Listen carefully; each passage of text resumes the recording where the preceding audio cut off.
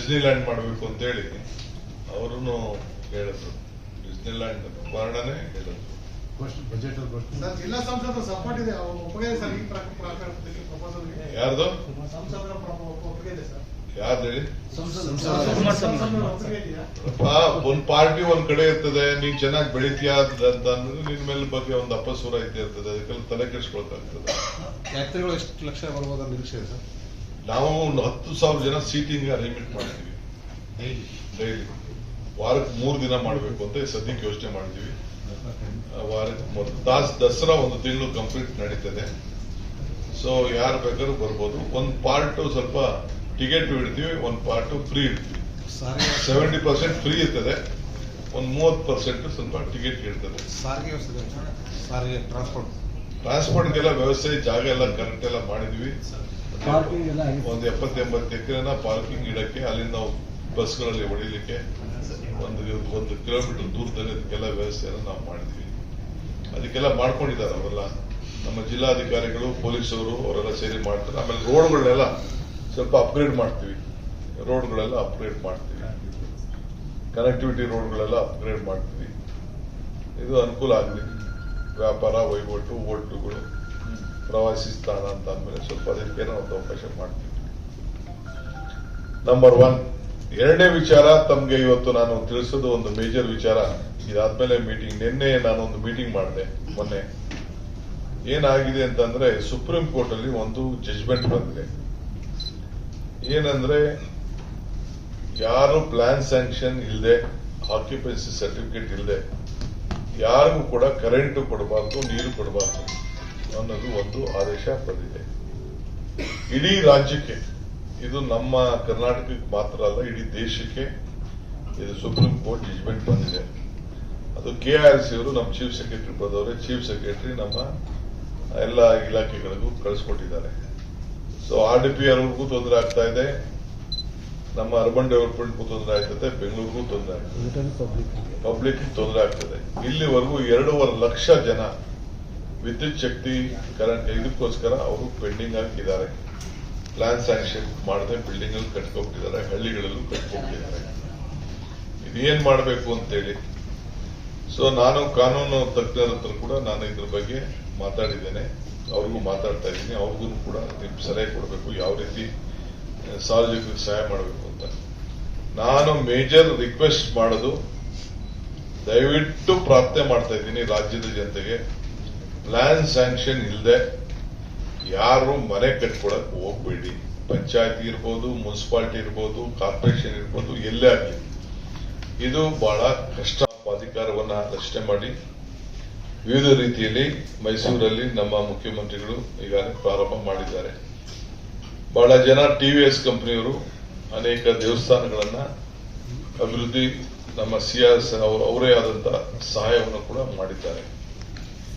ಇವತ್ತು ಅನೇಕರು ನನಗೆ ಸಲಹೆಯನ್ನು ಕೊಟ್ಟರು, ಈ ದೇವಿಗೆ, ನಾವು ಕಾವೇರಿ ತಾಯಿಗೆ ನಮನವನ್ನು ಸಲ್ಲಿಸಬೇಕು ಅಂತ. ನಾನು ಕಳೆದ ವರ್ಷ ಇಲ್ಲೊಂದು ಕಾರ್ಯಕ್ರಮವನ್ನ ಇಲ್ಲಿ ರೂಪಿಸಿದೆ. ಬಹುಶಃ ನಾನು ನಿರೀಕ್ಷೆನೂ ಮಾಡಿರಲಿಲ್ಲ. ಒಂದು 25 ಸ್ಯಾಂಕಿ ಟ್ಯಾಂಕ್ ನಲ್ಲಿ ಕಾವೇರಿ ಆರತಿನ ಮಾಡಿದ್ರು. ಕೆಲವರು ಕೋರ್ಟ್ಗೂ ಹೋದ್ರು, ಕೋರ್ಟ್ ಅಲ್ಲೂ ಅನುಮತಿನೂ ಕೊಟ್ಟರು. ಸುಮಾರು 20-25 ಸಾವಿರ ಜನ ಬಂದು, ಬರೀ ಒಂದು ವಾರದಲ್ಲಿ ಮಾಡಿದಂತಕ್ಕೆ ಜನ ಬಂದು ಸಾಯಂಕಾಲ ಬಂದು ವೀಕ್ಷಣೆ ಮಾಡಿದ್ರು. ಇದು ಯಾಕೆ ಅಂತಂದ್ರೆ, ಜನರ ಭಾವನೆ ಏನು ಅಂತ ತಿಳ್ಕೊಳ್ಬೇಕು. ಸೊ ಎಲ್ಲಿ ಮನಸ್ಸಿದೆಯೋ ಅಲ್ಲಿ ಮಾರ್ಗ ಇರ್ತದೆ, ಎಲ್ಲಿ ಭಕ್ತಿ ಇದೆಯೋ ಅಲ್ಲಿ ಭಗವಂತ ಇರ್ತಾನೆ. ಇದರಲ್ಲಿ ನಮ್ಮೆಲ್ಲರ ನಂಬಿಕೆ. ಈ ದೃಷ್ಟಿಯಿಂದ ತಾಯಿ ಕಾವೇರಿಗೆ ಜಾತಿ ಇಲ್ಲ, ಧರ್ಮ ಇಲ್ಲ, ಸೊ ಬಣ್ಣ ಇಲ್ಲ, ಎಲ್ಲರ ಆಸ್ತಿ ಆ ತಾಯಿ. ಎಲ್ಲ ವರ್ಗಕ್ಕೂ ಕೂಡ ಆ ತಾಯಿ ನಾವೆಲ್ಲ ಉಪಯೋಗಿಸ್ತಾ ಇದ್ದೇವೆ. ಅದಿಲ್ಲ ಅಂದ್ರೆ ಬೆಂಗಳೂರಿಗೆ ಕುಡಿಯೋ ನೀರೇ ಇಲ್ಲ, ಉದ್ಯೋಗಸ್ಥರಿಗೆ, ಫ್ಯಾಕ್ಟರಿಗಳಿಗೆ, ಎಲ್ಲರಿಗೂ ಕೂಡ ಯಾರಿಗೂ ಇಲ್ಲ, ರೈತರಿಗೂ ಕೂಡ ಇಲ್ಲ. ನಾವು ಬೇಕಾದಷ್ಟು ಹೋರಾಟ ಮಾಡ್ತಾ ಇದ್ದೀವಿ.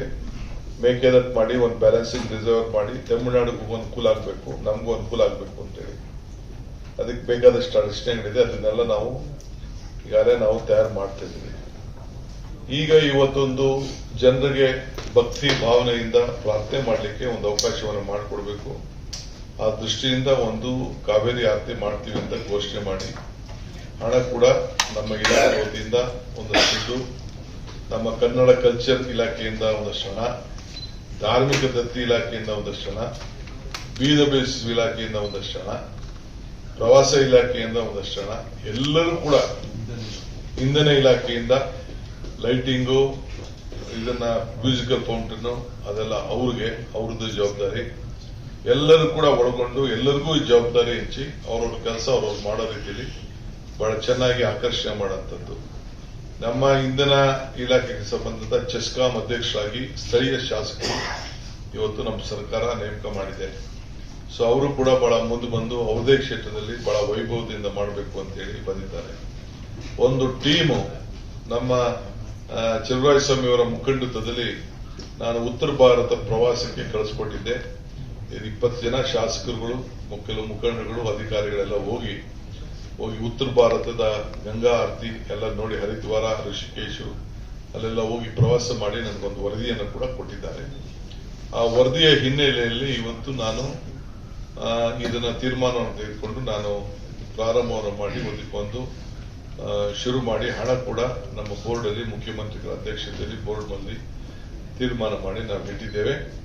ಇದನ್ನ ಪ್ರಾರಂಭ ಮಾಡ್ತಾ ಇದ್ದೇವೆ. ಸೊ ಇದಕ್ಕೆ ಏನಾಗಿದೆ, ಯಾವ ರೂಪ ಆಗಿದೆ ಅಂತ ಹೇಳಿ ಇದೆ. ಮಧ್ಯದಲ್ಲಿ ನಾನು ಕೆಲವು ರೈತರುಗಳು ನಮ್ಮ ಚಲುವರಾಯಸ್ವಾಮಿ ಅವರಿಗೆ ಕೆಲವರು ಅಪಸ್ವರ ಎತ್ತಿದ್ರು ಅಂತ ಕೂಡ ಹೇಳಿದ್ರು. ನಾನು ಆಹ್ವಾನವನ್ನು ಕೂಡ ಕೊಟ್ಟಿದ್ದೆ. ಬಟ್ ಅವ್ರದೇ ಆದಂತಹ ಆತಂಕಗಳು ಇರ್ತದೆ. ಆತಂಕ ಇರೋದು ತಪ್ಪೇನಿಲ್ಲ. ನಾವು ಅದಕ್ಕೆ ಗೌರವ ಕೊಡಬೇಕು. ಅದರಿಂದ ನಮ್ಮ ಡಿಸ್ಟ್ರಿಕ್ಟ್ ಮಿನಿಸ್ಟರ್ ಕೂಡ ಅದಕ್ಕೆ ಅವ್ರನ್ನ ಕರೆದು ಕೂಡ ಕೆಲವ್ರನ್ನ ಮಾತಾಡಿದ್ದಾರೆ. ಅವಕಾಶ ಕೊಡಿ ಅಂತ ಕೇಳ್ತಾ ಇದ್ದೀನಿ. ಸ್ವಲ್ಪ ನೋಡೋಣ. ಲೀಗಲಿ ನಾನು 3-4 ಆಂಗಲ್ ಅಲ್ಲಿ ನಾನು ನೋಡ್ತಾ ಇದ್ದೀನಿ. ಬೇರೆ ರಾಜ್ಯದವ್ರ ಹತ್ರನೂ ಮಾತಾಡ್ತಾ ಇದ್ದೀನಿ. ಅಲ್ಲ ಸರ್, ಸುಪ್ರೀಂ ಕೋರ್ಟ್ ಹಿಂದೇನೆ ಅಕ್ರಮ ಇದ್ರು ನೀರು ಕೊಡಬೇಕು ಅಂತ ಹೇಳಿದ್ರು. ಅಕ್ರಮ ಇದ್ರು ನೀರು ಕೊಡಬೇಕು. ಹಿಂದೆ ಆರ್ಡರ್ ಮುಖ್ಯನಾ, ಈಗ ಲೇಟೆಸ್ಟ್ ಆರ್ಡರ್ ಮುಖ್ಯನಾ? ಈಗ ತಿರ್ಗಾ ಅವ್ರು ಯಾರೋ ಅಪೀಲ್ ಹೋಗಿದ್ರು ಇದ್ರ ಮೇಲೆ. ಅದೇ ತಿರ್ಗಾ ಕೋರ್ಟು ಬಾಯಿ ಬಂದಂಗೆ ಅವರಿಗೆ ಬೈದು ತಿರ್ಗಾ ಇನ್ನ ಸ್ಟ್ರಿಕ್ಟ್ ಆಗಿ ಅದ್ರ ಮೇಲೆ ಇನ್ನ ಇಂಪ್ಲಿಮೆಂಟ್ ಮಾಡಬೇಕು ಅಂತ ಆದೇಶ ಕೊಟ್ಟಿದ್ರು. ಹೊಸ ಕನ್ಸ್ಟ್ರಕ್ಷನ್ ಹೊಸ ಈಗ ರೀಸೆಂಟ್ ಆಗಿ ಆದ್ಮೇಲೆ ಕೋರ್ಟು ಬಂದಿದ್ದು ಈಗ ಡಿಸೆಂಬರ್ ಅಲ್ಲಿ ಬಂದಾದ್ಮೇಲೆ ತಿರ್ಗಾ ಹೋಯ್ತು. ನಮ್ಮ ಅಧಿಕಾರಿಗಳು ನನಗೆ 31ನೇ ತಾರೀಕು ಅವರು ಡೈರೆಕ್ಷನ್ಸ್ ಕೊಟ್ಟಿದ್ದಾರೆ. 31ನೇ ತಾರೀಕು ಡೈರೆಕ್ಷನ್ಸ್ ಕೊಟ್ಟಿದ್ದಾರೆ. ಮಿಕ್ಕಿದ್ದು ಮ್ಯಾಂಗೋ ವಿಚಾರದಲ್ಲಿ ನಮ್ಮ ಅಗ್ರಿಕಲ್ಚರ್ ಮಿನಿಸ್ಟರ್ ತೋತಾಪುರಿಗೆ ನಾವು ಕ್ಯಾಬಿನೆಟ್ ಅಲ್ಲಿ ಪ್ರಸ್ತಾವನೆ ತಂದು ನಾವೆಲ್ಲ ಡೆಲ್ಲಿಗೆ ಇವ್ರಿಗೆ ಸೆಂಟ್ರಲ್ ಮಿನಿಸ್ಟರ್ಗೆ ನಾವೆಲ್ಲ ರಿಕ್ವೆಸ್ಟ್ ಮಾಡ್ಕೊಂಡಿದ್ದು. ಅವರು ಅದಕ್ಕೆ ಅದ್ರ ಬಗ್ಗೆ ನಮ್ಮ ಅಗ್ರಿಕಲ್ಚರ್ ಮಿನಿಸ್ಟರ್ ಮಾತಾಡ್ತಾರೆ. ನೀವು ಇರ್ತೀರಲ್ಲ ಸರ್, ನೀವು ಇರ್ತೀರ. ನಿಮ್ಗೆ ಪೊಲಿಟಿಕಲ್ ಒಂದೆರಡು ಕ್ವಶನ್ ಇದೆ. ಹೇಳಿ ಸರ್, ಈಗ ರಾಜು ಖಾರ್ಗೆ ನಿನ್ನೆ ಆರೋಪ ಮಾಡಿದೆ ನಿಮ್ಮ ಮೇಲೆ, ಸಿಎಂ ಮೇಲೆ. ಡಿ ಕೆ ಶಿವಕುಮಾರ್ ಅವ್ರ ಮನೆಗೆ ಹೋದ್ರೆ ಮುಖ ಕೊಟ್ಟು ಮಾತಾಡಲ್ಲ ಅಂತ ನಿಮ್ಮ ಶಾಸಕರು ಕೈಗೆ ಸಿಗಲ್ಲ ಏನ್ ಸರ್? ಕೆಲಸ ಮಾಡಿ, ನೀವು ಬನ್ನಿ ದಿನ ಬೆಳಿಗ್ಗೆ ನೀವು ನೋಡ್ತಾ ಇರ್ತೀರಲ್ಲ, ನನ್ನ ಮುಖ ತೋರಿಸ್ತಾ ಇದ್ದೀರಿ. ಮತ್ತೆ ಬಟ್ ಅವರು ನಮಗ್ ಬೇರೆ ಸರ್, ಅವ್ರಿಗೆ ನಮ್ಮ MLAಗಳು ನಮ್ಮ ಬಗ್ಗೆ ಪ್ರೀತಿ ಸ್ವಲ್ಪ ಜಾಸ್ತಿ ಅಟೆನ್ಷನ್ ಕೊಡ್ಲಿ ಅಂತ ನೋಡ್ತಾ ಇರ್ತಾರೆ. ಅವರು ನೀವೇ ಕೈ ಸಿಗಲ್ಲ. ಬೆಳಗಾವಿಯವರಿಗೆ ಬಹಳ ಪ್ರೀತಿ, ಕೊಟ್ಟು ಮಾತಾಡ್ಸಲ್ಲ, ಕೈ ಸಿಗಲ್ಲ. ಬೆಳಗಾವಿಯವರಿಗೆ ಬಹಳ ಪ್ರೀತಿ ಇದ್ದಂಗೆ. ಸರ್, ಈಗ ಶಾಸಕರು ಈ ರೀತಿ ಬಹಿರಂಗವಾಗಿ ಅಸಮಾಧಾನ ವ್ಯಕ್ತಪಡ್ತಾರೆ. ಅದಕ್ಕೊಂದು ವೇದಿಕೆ ಏನಾದ್ರು ಕಲ್ಪಿಸ್ತೀರಾ ಸರ್? ಅದಕ್ಕೆ ವೇದಿಕೆ ಕಲ್ಪಿಸ್ತೀರಾ? ಕರೆದು ಮಾತಾಡ್ತೀನಿ ಅವ್ರಿಗೆಲ್ಲ. ಅವ್ರು ಹೇಳಿದ ಕೆಲಸ ಮಾಡಿದ್ದೀನಿ. ಸರ್, ನಿಮ್ ಬಗ್ಗೆ ಇಲ್ಲ ಸರ್, ನಿಮ್ ಕೆಲ ಸಚಿವರುಗಳ ಬಗ್ಗೆ, ಕೆಲ ಶಾಸಕ ಡಿಕೆ ಸರ್ CLP ಸಭೆ ಕರಿಬೇಕು ಅಂತ ಆಗ್ರಹ ಮಾಡ್ತಾ ಇದ್ದಾರೆ ಸರ್. MLAಗಳು CLP ಸಭೆ ಅಸೆಂಬ್ಲಿ ಬನ್ನಿ ಕರೆಣ. ಸರ್, ಅವ್ರ ಮೇಲೆ ತೊಂದರೆ ಆಗಬಾರ್ದು, ಜನಕ್ಕೂ ಅನುಕೂಲ ಆಗಬೇಕು, ಏನ್ ಮಾಡಬಹುದು ಅಂತ ಹೇಳಿ ನಾನು ನಮ್ಮ ಆಫೀಸರ್ಸ್ಗೆಲ್ಲ ತಿಳಿಸಿ ಅವರು ಕೂಡ ಸಲಹೆಗಳನ್ನ ಕೊಡ್ಲಿಕ್ಕೆ ರೆಡಿ ಮಾಡಿದ್ದೀನಿ. ಯಾಕೆಂದ್ರೆ ಒಂದು ಏರಿಯಾ ಫಿಕ್ಸ್ ಮಾಡ್ಬೋದು, ಮೂರನೇದು ಒಂದು ಕಟ್ ಆಫ್ ಡೇಟ್ ಕೊಡಕ್ಕಾಗ್ತದ, ಏನಾದ್ರು ಮಾಡಿ ಆಗಿರೋಂಥದ್ದಕ್ಕೆ ಯಾವ ರೀತಿ, ಯಾಕೆಂದ್ರೆ ದುಡ್ಡು ಕಟ್ಸ್ಕೊಂಡ್ಬಿಟ್ಟಿದ್ದಾರೆ, KEBಗೆ ಡೆಪಾಸಿಟ್ ಕಟ್ಸ್ಕೊಂಡ್ಬಿಟ್ಟಿದ್ದಾರೆ. ಸೊ ಇದೆಲ್ಲ ಕೂಡ ದೊಡ್ಡ ವಿಚಾರ ಇದೆ. ಸೊ ಸಾರ್ವಜನಿಕರು ನಾನು ಹೇಳ್ತಾ ಇದ್ದೀನಿ, ದಯವಿಟ್ಟು ಸುಪ್ರೀಂ ಕೋರ್ಟ್ ಇರೋ ಡೈರೆಕ್ಷನ್ ಇರೋದ್ರಿಂದ ಯಾರು ಕೂಡ ಇಂಥ ಇದಕ್ಕೆ ಸಾಹಸಕ್ಕೆ ಮುಂದಕ್ಕೆ ಕೈ ಹಾಕಕ್ಕೆ ಹೋಗಬೇಡಿ. ಒಂದು 3-4 ದಿನದಲ್ಲಿ ನಮ್ಮ ಲೀಗಲ್ ಡಿಪಾರ್ಟ್ಮೆಂಟ್ ಅವರು ಮತ್ತು ಬೇರೆ ನಮ್ಮ ಆಫೀಸರ್ಸು ಹೆಂಗೆ ಇದನ್ನ ಸಮಸ್ಯೆನ ಬಗೆಹರಿಸಬಹುದು ಅಂತ ನಾವು ಪ್ರಯತ್ನ ಮಾಡ್ತಿದ್ವಿ. ಇದಲ್ಲದೆ ಸುಪ್ರೀಂ ಕೋರ್ಟ್ ಅಲ್ಲಿ ಲಾಯರ್ಸ್ ಇರ್ಬೋದು, ಜುಡಿಷಿಯರಿ ಬೇರೆ ಬೇರೆ ರಾಜ್ಯಗಳಲ್ಲಿ ಯಾವ ರೀತಿ ಇದನ್ನ ಬಗೆಹರಿಸಲಿಕ್ಕೆ ಪ್ರಯತ್ನ ಮಾಡ್ತಾ ಇದ್ದಾರೆ ಅನ್ನೋದು ಕೂಡ ಅವ್ರ ಹತ್ರ ಮಾಹಿತಿಯನ್ನು ಕೂಡ ನಾವು ತೆಗೆದುಕೊಳ್ತಾ ಇದ್ದೀವಿ. ಇದು ಬರೀ ನಮ್ಮ ರಾಜ್ಯಕ್ಕೆ ಸಂಬಂಧಪಟ್ಟಂತ ವಿಚಾರ ಅಲ್ಲ, ಇಡೀ ದೇಶಕ್ಕೆ ಇದಾಗಿದೆ. ಸೊ ಅದರಿಂದ ಸಾರ್ವಜನಿಕರು ದಯವಿಟ್ಟು ಜಾಗೃತಿಯಿಂದ ದಯವಿಟ್ಟು ಯಾರು ಕಟ್ಟಬೇಡಿ. ಇದನ್ನ ಸಕ್ರಮ ಮಾಡೋದು ಬಹಳ ಕಷ್ಟ ಆಗ್ತದೆ. ನಿಮ್ಗೆ ನೀರು ಕೊಡಕ್ಕಾಗಲ್ಲ, ಕರೆಂಟ್ ಕೊಡಕ್ಕಾಗಲ್ಲ ಅಂತ ಪರಿಸ್ಥಿತಿ ಬಂದಿದೆ. ದಯವಿಟ್ಟು ತಾವು ಸಹಕಾರ ಕೊಡಬೇಕು ಅಂತೇಳಿ ಈ ಮೂಲಕ ನಾನೆಲ್ಲ ಸಾರ್ವಜನಿಕರಿಗೆ ನಾನು ಮನವಿಯನ್ನ ಮಾಡ್ತೇನೆ. ಸರ್, ಬೇರೆ ಸ್ಟೇಟ್ಗಳಲ್ಲಿ ಮಹಾರಾಷ್ಟ್ರ ಮತ್ತು ಉತ್ತರ ಪ್ರದೇಶದಲ್ಲಿ ಇಂಪ್ಲಿಮೆಂಟೇ ಮಾಡಿಲ್ಲ. ಇದು ನಮ್ಮ ಸ್ಟೇಟ್ ಅಲ್ಲಿ ಅರ್ಜೆನ್ಸಿ ಏನಿತ್ತು ಸರ್, ಅಂದ್ರೆ ಕಂಟೆಂಪ್ಟ್ ಆಗತ್ತೆ ಅಂತ ಆತುರಕ್ಕೆ ಬಿದ್ರ. ನೋಡಪ್ಪ, ನೀವು ಹೇಳಂತ ನಾನು ಕೇಳಿದ್ದೀನಿ. ಉತ್ತರ ಪ್ರದೇಶಕ್ಕೂ ಡೆಲ್ಲಿಗೂ ಹೋಗಿದೆ ನಾನು. ನಮ್ಮ ಆಫೀಸರ್ಸ್ ಕರ್ಕೊಂಡು ಡೆಲ್ಲಿಗೆ ಹೋಗಿ ಅಲ್ಲೂ ಚರ್ಚೆ ಮಾಡಿದ್ದೀನಿ ನಾನು. ಇದು KRC ಅವರು ಡೈರೆಕ್ಟ್ ಆಗಿ ಕೋರ್ಟ್ ಜಡ್ಜ್ಮೆಂಟ್ ಮೇಲೆ ನಮ್ಗೆ ಬರೆದು ಬಿಟ್ಟಿದ್ದಾರೆ. KRC ಅಂತ ಚೀಫ್ ಸೆಕ್ರೆಟರಿ ಬರೆದಿದ್ದಾರೆ. ಬೇರೆಯವರು ಇಂಪ್ಲಿಮೆಂಟ್ ದಿ ಕೋರ್ಟ್ ಆರ್ಡರ್ ಅಂತ ಹೇಳ್ತಾರೆ. ಅರ್ಜೆನ್ಸಿ ಅಂತ ನೀವು ಹೇಳ್ತೀರಿ. ಆಫೀಸರ್ಸ್ ಯಾವಾಗಲೂ ಮೈ ಮೇಲೆ ಎಣ್ಣೆ ಹಾಕೊಂಡಿರ್ತಾರೆ. ಅವ್ರ ಅನುಕೂಲಕ್ಕೆ ನಾಳೆ ಯಾಕೆ ನಾನು ತೆಗೆದಾಕಬೇಕು ಅಂತ ಹೇಳಿ ನಮ್ಮ ಮೇಲೆ ಹಾಕ್ತಾರೆ. ಅದಕ್ಕೆ ನಾವಿರೋದು ಸಮಸ್ಯೆನ ಬಗೆಹರಿಸಲಿಕ್ಕೆ ಏನಾದ್ರು ಒಂದು ವಿಚಾರ ಮಾಡಬೇಕು. ನೀವು ಕೇಳ್ತೀರಿ ಕರೆಕ್ಟ್, ನೀವು ನಮ್ಗೆ ಛೇಡಿಸ್ತೀರಿ, ಬಟ್ ನಾವು ಸೊಲ್ಯೂಷನ್ ಕೊಡ್ಬೇಕಲ್ಲ. ನಿಮ್ಮತ್ತೆ ನಾವು ಸೊಲ್ಯೂಷನ್ ಇದ್ರೆ ಬೇಕಾದ್ರೆ ಹೇಳಿ, ನಿಮ್ದು ಸೊಲ್ಯೂಷನ್ ನಾವು ಸ್ವೀಕಾರ ಮಾಡಕ್ಕೆ. ಯಾಕಂದ್ರೆ ಕಾನೂನು ಚೌಕಟ್ಟಲ್ಲೇ ನಾವು ಜನರಿಗೆ ಸಹಾಯ ಮಾಡಬೇಕು.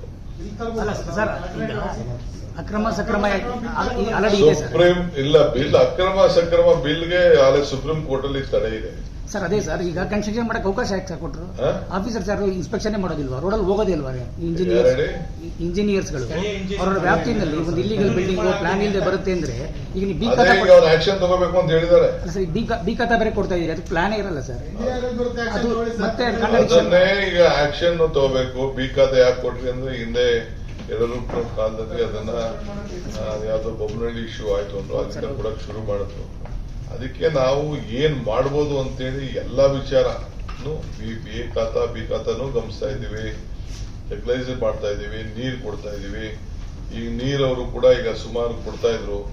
ಈ 110 ವಿಲೇಜ್ ಅಂತ ಹೇಳಿದ್ಮೇಲೆ ಎಲ್ಲ ಕನೆಕ್ಷನ್ ಹೋಗ್ತಾ ಇತ್ತು. ಇದು ಬಂದ್ಮೇಲೆ ಆ ಬೀದಿ ಪ್ಲೇಸಸ್ಗೂ ತೊಂದರೆ ಆಗಿದೆ. ಸೊ ಮೊನ್ನೆ ಹೋದ ವರ್ಷ ಇದೇ ತಿಂಗಳಿಗೆ 36,000 ಕನೆಕ್ಷನ್ ಕೊಟ್ಟಿದ್ದೀವಿ ಬೆಂಗಳೂರು ನಗರದಲ್ಲಿ. ಈ ವರ್ಷ 300 ಚಿಲ್ಲರೆಗೆ ಬಂದಿದ್ದೀವಿ. 39,000 ಇದ್ದಿದ್ದು 300 ಬಂದಿದ್ದೀವಿ ತಿಂಗಳು. ಸೊ ಅದೆಲ್ಲ ಕೂಡ ದಾಖಲೆಗಳೆಲ್ಲ ನನ್ನ ಹತ್ರ ಆಫೀಸರ್ಸ್ ಮಾತಾಡ್ತೀನಿ.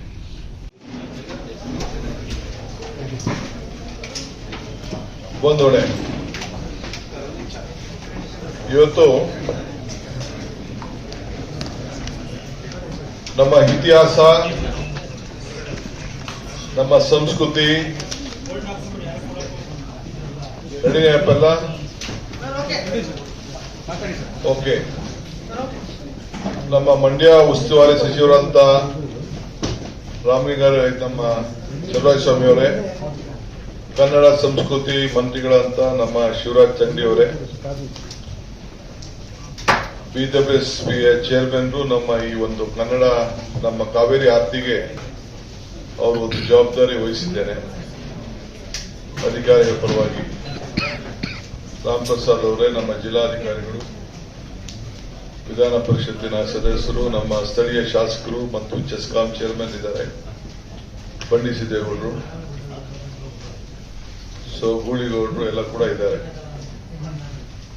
ಕೆಲವು ರೈತರ ಮುಖಂಡರು ಕೂಡ ಎಲ್ಲ ಬಂದಿದ್ದಾರೆ. ಇವತ್ತು ಕಾವೇರಿ ಆರ್ತಿ ನಮ್ಮ ಕರ್ನಾಟಕ ರಾಜ್ಯದ ಆರ್ತಿ ಕಾವೇರಿ ಇಡೀ ಬೆಂಗಳೂರಿಗೆ, ನಮ್ಮ ರೈತರಿಗೆ, ತಮಿಳುನಾಡು ರೈತರಿಗೆ, ಪಾಂಡಿಚೇರಿ ರೈತರಿಗೆ ಮತ್ತು ಕೇರಳ ಎಲ್ಲ ಕಾವೇರಿ ಜಲಾನಯ ಪ್ರದೇಶಕ್ಕೆ ಎಲ್ಲ ವಿವಿಧ ರೀತಿಯಲ್ಲಿ ಅನುಕೂಲ ಆಗ್ತಾ ಇದೆ. ನನಗೊಂದು ನಂಬಿಕೆ, ಪ್ರಯತ್ನ ವಿಫಲ ಆಗೋದು, ಪ್ರಾರ್ಥನೆ ವಿಫಲ ಆಗೋದಿಲ್ಲ ಅನ್ನೋದು ನನಗೆ ನಂಬಿಕೆ.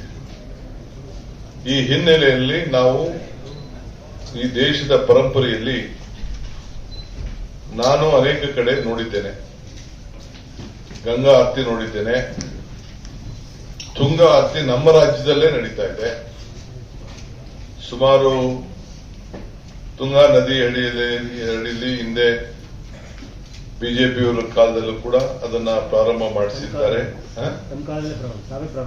ಅದು ಇಲ್ಲಲ್ಲ, ನಮ್ಮ ಕಾಲದಲ್ಲಿ ನಾನು ಇದ್ರಲ್ಲಿ ಮಾಡಿದೆ, ಎಲ್ಲಿ ವಿಜಯನಗರದಲ್ಲಿ. ಅದಾದ್ಮೇಲೆ ತಿರ್ಗಾ ಮಧ್ಯದಲ್ಲಿ ಇನ್ನೊಂದು ಕಡೆ ಈಗಾಗಲೇ ಪ್ರಾರಂಭ ಮಾಡಿ ನಾವು ಕನ್ನಡ ನಮ್ಮ ಇಲಾಖೆಯಿಂದ ಹಣ ಕೂಡ ಹೋಗಿದೆ. ಈಗ ಇದಕ್ಕೆ ಹೊಸ ರೂಪ ಕೊಡಬೇಕು ಅಂತ ಹೇಳಿ ನಾವು ಇದಕ್ಕೆ ಪ್ರಾರಂಭವನ್ನು ಮಾಡಿದ್ದೇವೆ. ಇಂದಿನಿಂದ ಕೂಡ ಮಹಾರಾಜರು ಬಹಳ ಆ ಉದ್ಯಾನವನ ಕಾಲದಿಂದ ಹಿಡಿದು ಕೂಡ ನಡೆಸಿ, ನಮ್ಮ ಗುಂಡ್ರಾಯ್ ಕಾಲದಲ್ಲಿ ಅದಕ್ಕೊಂದು ಮ್ಯೂಸಿಕಲ್ ಫೌಂಟೇನ್ ಕ್ರಿಯೇಟ್ ಮಾಡಿ ಇವತ್ತು ಕೂಡ 7-8 ಸಾವಿರ ಜನ ಸಾರ್ವಜನಿಕರು ಪ್ರವಾಸಿಗರು ಅಲ್ಲಿಗೆ ಬರ್ತಾ ಇದ್ದಾರೆ. ಇನ್ನ ಪ್ರವಾಸಿಗರನ್ನ ಹೆಚ್ಚಿಸಬೇಕು. ಬೆಂಗಳೂರಿಂದ ಕೇವಲ 1-1.5 ಗಂಟೆಯಲ್ಲಿ ಬಂದು ಪ್ರವಾಸದಲ್ಲಿ ಪಾಲ್ಗೊಂಡು ನೋಡಬೇಕಾದಂತ ಒಂದು ಸ್ಥಳ ನಮ್ಮ ಮೈಸೂರು KRS. ಇದು ಎರಡು ಕೂಡ ನಾವು ಜನರಿಗೆ ಇನ್ನ ಹೆಚ್ಚಿಗೆ ಆಕರ್ಷಣೆಯನ್ನು ಮಾಡಬೇಕು. ಸೊ ನಾವು ಇದನ್ನ ನಮ್ಮ ಸರ್ಕಾರದ ಒಂದು ಬದ್ಧತೆ ಈ ಕಾರ್ಯಕ್ರಮಕ್ಕೆ, ಉದ್ಯೋಗ ಸೃಷ್ಟಿ ಮಾಡಲಿಕ್ಕೆ, ಆ ತಾಯಿಗೆ ಪ್ರಾರ್ಥನೆ ಮಾಡಲಿಕ್ಕೆ, ನಮ್ಮ ಸಂಸ್ಕೃತಿನ ಉಳಿಸಲಿಕ್ಕೆ, ನಮ್ಮ ಪರಂಪರೆ, ಆಮೇಲೆ ಪ್ರವಾಸಿಗರಿಗೆ ಒಂದು ಆಕರ್ಷಣೆಯಾದಂತಹ ಒಂದು ಕಾರ್ಯಕ್ರಮವನ್ನು ರೂಪಿಸಲಿಕ್ಕೆ ಈ ಕಾರ್ಯಕ್ರಮವನ್ನು ನಾವು ಹಮ್ಮಿಕೊಂಡಿದ್ದೇವೆ. ಸೊ ಇದು ಎಲ್ಲರೂ ಕೂಡ ಕೆಲವರು ಒಮ್ಮತದ ಬೆಂಬಲವನ್ನ ವ್ಯಕ್ತಪಡಿಸಿದ್ದಾರೆ. ಅನೇಕ ಜನಪ್ರತಿನಿಧಿಗಳು, ಸ್ಥಳೀಯ ಪ್ರತಿನಿಧಿಗಳೆಲ್ಲ ಬೇಕಾದಷ್ಟು ಜನ ಎಲ್ಲ ಅವರ ಬೆಂಬಲವನ್ನ ಒಳ್ಳೆ ಕೆಲಸ ಮಾಡ್ತಾ ಇದ್ದೀರಿ ಅಂತ ಸೂಚಿಸಿದ್ದಾರೆ. ಕೆಲವರು ತಪ್ಪು ಗ್ರಹಿತ ಇಟ್ಕೊಂಡು ಅವ್ರದೇ ಆದಂತಹ ಕೆಲವು ಸ್ವಾಭಿಮಾನದ ಪ್ರಶ್ನೆ ಇರ್ತದೆ. ಅದಕ್ಕೆ ಅವ್ರಿಗೂ ಕೂಡ ಗೌರವ ಕೊಡೋಣ, ಅವ್ರನ್ನೂ ಕರೆದು ಈಗ ಇನ್ನೊಂದ್ಸತಿ ಮಾತಾಡೋದಕ್ಕೆ ಪ್ರಯತ್ನ ಮಾಡ್ತೀವಿ. ಬಟ್ ಇದು ಮುಂದುವರಿತದೆ. ಈ ಕೆಲಸಕ್ಕೆ ಎಲ್ಲರೂ ಸಹಕಾರ ಕೊಡಬೇಕು. ಈ ಹಿನ್ನೆಲೆಯಲ್ಲಿ ಇವತ್ತು ಪವರ್ ಪಾಯಿಂಟ್ ಪ್ರೆಸೆಂಟೇಷನ್ ನಮ್ಮ ಧಾರ್ಮಿಕ ಇಲಾಖೆಯವರು ಏನ್ ಮಾಡಿದ್ದಾರೆ, ಕನ್ನಡ ಕಲ್ಚರ್ ಏನ್ ಮಾಡಿದ್ದಾರೆ, ನಮ್ಮ ಲೈಟಿಂಗ್ ಅವ್ರು ಏನ್ ಮಾಡಿದ್ದಾರೆ, ನಾನು ಅದೆಲ್ಲ ಕೂಡ ಎಲ್ಲ ಕೇಳಿದ್ದೇನೆ. ಸೊ ಎಲ್ಲ ನೋಡಿದ್ರೆ ಬಹಳ ಚೆನ್ನಾಗಿದೆ. 1-2 ದಿನದಲ್ಲೇ ಯಾವ ರೀತಿ ರೂಪ ಇರ್ತದೆ ಅನ್ನೋದನ್ನ ನಿಮ್ಗೂ ಕೂಡ ನಾನು ರಿಲೀಸ್ ಮಾಡೋನಿದ್ದೇನೆ. ಅದನ್ನೆಲ್ಲ ಕಂಪ್ಲೀಟ್ ಮೀಡಿಯಾ ಕೂಡ ಸಾರ್ವಜನಿಕರ ಗಮನಕ್ಕೂ ಬರಬೇಕು ಅಂತೇಳಿ ಮಾಡೋರಿದ್ದೇವೆ. ಸೊ ಅದಕ್ಕೆಲ್ಲ ಕೂಡ ನಮ್ಮ ಕೆಲಸನ ನಾವು ಮುಂದುವರಿಸ್ತೇವೆ. ಈ ವಿಚಾರವನ್ನ ತಮಗೂ ಕೂಡ ನಾನು ತಿಳಿಸಿ ಸಾರ್ವಜನಿಕರು ಸಹಕಾರ ಅಪೇಕ್ಷೆಯನ್ನ ಮಾಡ್ತಾ ಇದ್ದೇನೆ. ಯಾವ ವಿಚಾರ ರೈತರಿಂದ ವಿರೋಧ ಅವ್ರಿಗೆ ಏನಾದ್ರು ಡ್ಯಾಮ್ಗೆ ಏನಾದ್ರು ತೊಂದರೆ ಆಗ್ಬೋದು ಅನ್ನೋ ಒಂದು ಆತಂಕ ಇದೆ ಅಷ್ಟೇ. ನಾವು ಡ್ಯಾಮ್ ಇಂದ ಬಹಳ ದೂರ ಇದೆ ಕೆಳಗಡೆ. ಆ ಡ್ಯಾಮ್ ಏನ್ ಹಿಂದೆ ಇದೆ ಅದಕ್ಕೆ ಇಲ್ಲೇನು ನಾವು ದೊಡ್ಡದಾಗಿ ಏನು ಇದು ಮಾಡೋದಿಲ್ಲ, ಇಲ್ಲ ಬೆಂಕಿ ಇಲ್ಲ, ಇಲ್ಲ ಏನು ಇಲ್ಲ ಅಂತದೇನು ಇಲ್ಲೇನು ಇಲ್ಲ. ಅಲ್ಲಿ ಕೆಳಗಡೆ ಬೆಂಗಳೂರಿಗೆ ನೀರು ವೇಸ್ಟ್ ವೇರ್ ನೀರು ಇದೆ. ಆ ಜಾಗದಲ್ಲಿ ಬ್ಯೂಟಿಫಿಕೇಶನ್ ಮಾಡಿ ಅದನ್ನ ಮಾಡ್ತಾ ಇದ್ವಿ. ಪಾಪ ಅವ್ರಿಗೆ ಗೊತ್ತಿಲ್ಲ ಅಷ್ಟೇ, ಅವ್ರದ್ದೇನು ತಪ್ಪಿಲ್ಲ. ಏನೋ ಅವರು ಏನೋ ಡ್ಯಾಮ್ಗಿನ ಹೆಚ್ಚು ಕಮ್ಮಿ ಆಗ್ಬೋದು ಅಂತ ಭಾವನೆ. ನಾವೇನು ಡ್ಯಾಮ್ಗಳ ನಮ್ಗೆ ಆದಂತ ಜವಾಬ್ದಾರಿ ಇದೆ ಇದಕ್ಕೆ. ಇದು ಬರೀ ಆ ತಾಯಿಗೆ ಆ ನೀರಿಗೆ ಪ್ರಾರ್ಥನೆ ಮಾಡೋಂಥ ಕೆಲಸನೇ ಹೊರತು ಇದು ಬೇರೆ ಇನ್ನೇನು ಇಲ್ಲ. ಇಲ್ಲಿ ಸ್ವಲ್ಪ ಸಾಂಸ್ಕೃತಿಕ ಒಂದು ಅರ್ಧ ಗಂಟೆ ಸಾಂಸ್ಕೃತಿಕ ಕೊಡಗೂರ್ನ ಅವರ ಸಂಸ್ಕೃತಿನೂ ಅಲ್ಲಿಗೆ ಸೇರಿಸ್ತೀವಿ, ಮಂಗಳೂರು ಸಂಸ್ಕೃತಿನೂ ಸೇರಿಸ್ತೀವಿ, ಮೈಸೂರು ಮಂಡ್ಯ ಸಂಸ್ಕೃತಿನೂ ಸೇರಿಸ್ತೀವಿ. ನಾನು ಹೇಳಿದ್ದೇನೆ, ಸುಮಾರು 1,500ರಿಂದ 2,000 ಜನಕ್ಕೆ ಉದ್ಯೋಗ ಸಿಗ್ತದೆ, ಖಾಸಗಿ ಉದ್ಯೋಗಗಳು ಸಿಗ್ತದೆ. ಇದು ಡೈರೆಕ್ಟ್ ಆಗಿ, ಇಂಡೈರೆಕ್ಟ್ ಆಗಿ ಎಷ್ಟು ಬೇಕಾದ್ರೂ ಆಗ್ಬೋದು. ಎಲ್ಲ ಬರೀ ಮಂಡ್ಯ ಮೈಸೂರವ್ರನ್ನೇ ನೀವು ಆಯ್ಕೆ ಮಾಡಬೇಕು, ಅದಕ್ಕೆಲ್ಲ ಮಾಡಬೇಕು. ಬೆಂಗಳೂರಿಂದ ಯಾರಿಗೂ ಅವಕಾಶ ಕೊಡಬೇಕು. ಆಮೇಲೆ ಸ್ಥಳೀಯ ಕಲಾವಿದರು ಕೂಡ, ಪುರೋಹಿತರು ಕಲಾವಿದರು ಒಂದು 500 ಜನ ಆಗ್ತಾರೆ. ಅದನ್ನು ಕೂಡ ನೀವು ಲೋಕಲ್ ಅವರಿಗೆ ಟ್ರೈನಿಂಗ್ ಕೊಡಬೇಕು ಅಂತ ಹೇಳ್ತೀನಿ. ಚುಂಚನಗಿರಿ ಮಠದಲ್ಲಿ, JSS ಮಠದಲ್ಲಿ ಅಲ್ಲೆಲ್ಲ ತಗೊಂಡು ಪುರೋಹಿತಿಕೆ ಮಾಡೋರನ್ನ ಅವನ್ನೆಲ್ಲ ಕೂಡ 108 ಜನ ಪೂಜೆ ಮಾಡೋಂಥವ್ರು ಇರ್ತಾರೆ. ಸುಮಾರು 300ಕ್ಕೂ ಹೆಚ್ಚು ಜನ ಕಲಾವಿದರು ಅವರ ಇತಿಹಾಸವನ್ನ ಮತ್ತು ಕೊಡಗಿನ ಪರಂಪರೆ, ತಮಿಳುನಾಡು ಪರಂಪರೆ, ಕೇರಳ ಪರಂಪರೆ, ಕರ್ನಾಟಕದ ಪರಂಪರೆ ಇವೆಲ್ಲ ಕೂಡ ಮಹದೇಶ್ವರ ಬೆಟ್ಟದಿಂದ ಹಿಡಿದು ಕೊನೆಗೆ ಕಾವೇರಿ ಸಂಗಮದಲ್ಲಿ ಮುಳುಗೋವರೆಗೂ, ಸಮುದ್ರ ಸೇರೋವರೆಗೂ ಎಲ್ಲೆಲ್ಲಿ ಉಪಯೋಗ ಆಗ್ತದೆ ಅದನ್ನೆಲ್ಲ ಕೂಡ ಒಳಗಡಿಸಬೇಕು ಆ ಕಲ್ಚರ್ನ ಹೇಳಿ ನಾನು ಅವ್ರಿಗೆ ಮಾರ್ಗದರ್ಶನ ಕೊಟ್ಟಿದ್ದೇನೆ. ಆ ದೃಷ್ಟಿಯಲ್ಲಿ ಅವರೆಲ್ಲ ಕೂಡ ಹೆಚ್ಚಿನ ವಿಡಿಯೋಗಳಿಗೆ ಪ್ರತಿಧ್ವನಿ ಯೂಟ್ಯೂಬ್ ಚಾನೆಲ್ ಸಬ್ಸ್ಕ್ರೈಬ್ ಮಾಡಿ, ಬೆಲ್ ಐಕಾನ್ ಕ್ಲಿಕ್ ಮಾಡಿ.